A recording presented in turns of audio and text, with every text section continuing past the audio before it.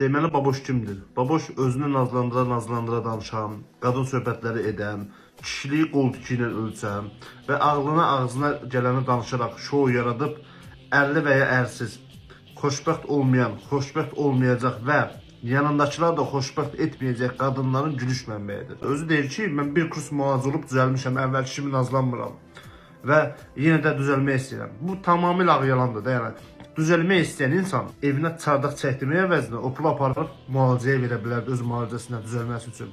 Düzəlmək istəyən qapısına tam et vurdurmazdı, gedib həkimlərə verərdi, özü düzələrdi düzəlmək üçün. Çünki bu insan düzəlmək istəmir və o halı ilə də xoşbəxtdir və o halı ilə də yenə deyirəm, mənasız, xoşbəxt olmayan qadınların gülüş mənbəyinə çevrilib ki. Plus bəzən izləyicilərin duyğusal tərəfini sümürmək üçün başlayır ağlamağa, öz həyatından danışır. Mən təkəm, atam məndən maraqlanmır, nə bilim, hamı məni atıb gedib. Nə bilim, mən belə olmaq istəməmişəm. Mənə, nə bilim, vaxtında həkim apardılar. Bunun hamısı da ağ yalandır, yəni.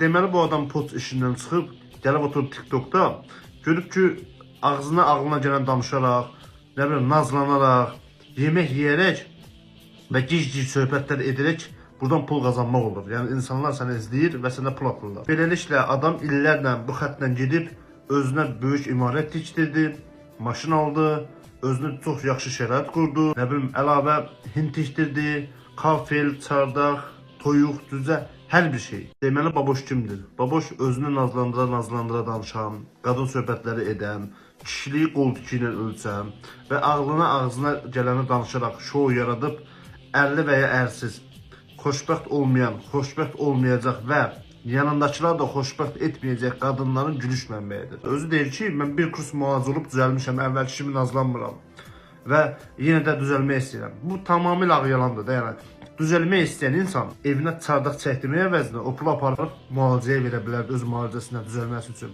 Düzəlmək istəyən qapısına tam et vurdurmazdı, gedib həkimlərə verərdi, özü düzələrdi düzəlmək üçün. Çünki bu insan düzəlmək istəmir və o halı ilə də xoşbəxtdir.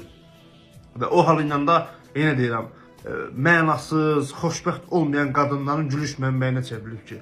Plus bəzən izləyicilərin duyğusal tərəfini sümürmək üçün başlayır ağlamağa, öz həyatından danışır. Mən təkəm, atam məndən maraqlanmır, nə bilim, hamı məni atıb gedib. Nə bilim, mən belə olmaq istəməmişəm. Mənə, nə bilim, vaxtında həkim apardılar. Bunun hamısı da ağ yalandır, yəni. Deməli bu adam pot işindən çıxıb, gəlib oturub TikTokda, görüb ki, ağlına gələn danışaraq, nə bilim, nazlanaraq, yemək yeyərək və gic-gic söhbətlər edərək buradan pul qazanmaq olur. Yəni insanlar səni izləyir və sənə pul atırlar. Beləliklə adam illərlə bu xəttlə gedib özünə böyük imarət tikdirdi, maşın aldı, özünə çox yaxşı şərait qurdu, nə bilim əlavə hind tikdirdi, kafel, çardaq, toyuq, düzə hər bir şey.